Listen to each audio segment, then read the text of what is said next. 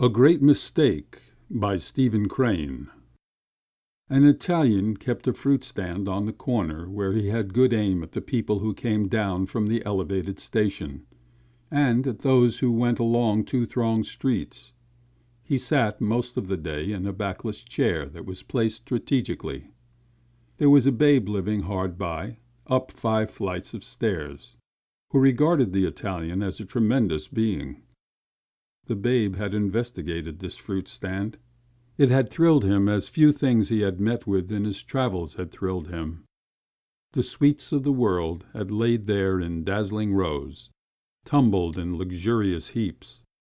When he gazed at this Italian seated there amid such splendid treasures, his lower lip hung low, and his eyes, raised to the vendor's face, were filled with deep respect, worship, as if he saw omnipotence. The babe came often to this corner. He hovered around the stand and watched each detail of the business. He was fascinated by the tranquility of the vendor, the majesty of power and possession. At times he was so engrossed in his contemplation that people hurrying had to use care to avoid bumping him down. He had never ventured very near to the stand. It was his habit to hang warily about the curb. Even there he resembled a babe who looks unbidden at a feast of gods. One day, however, as the baby was thus staring, the vendor arose, and going along the front of the stand, began to polish oranges with a red pocket handkerchief. The breathless spectator moved across the sidewalk until his small face almost touched the vendor's sleeve. His fingers were gripped in a fold of his dress. At last the Italian finished with the oranges and returned to his chair. He drew a newspaper printed in his language from behind a bunch of bananas. He settled himself in a comfortable position and began to glare savagely at the print. The babe was left face to face with the massed joys of the world. For a time he was a simple worshipper at this golden shrine. Then tumultuous desires began to shake him. His dreams were of conquest. His lips moved.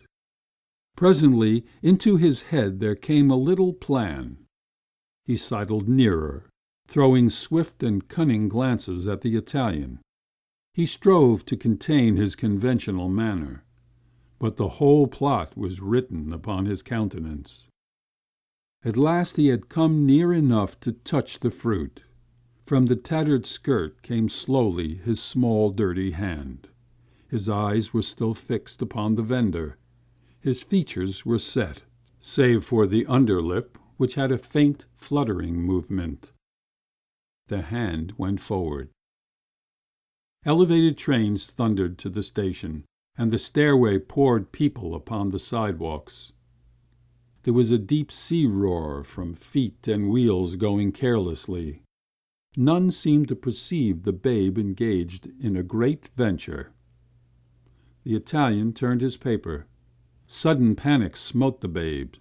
His hand dropped, and he gave vent to a cry of dismay. He remained for a moment staring at the vendor. There was evidently a great debate in his mind.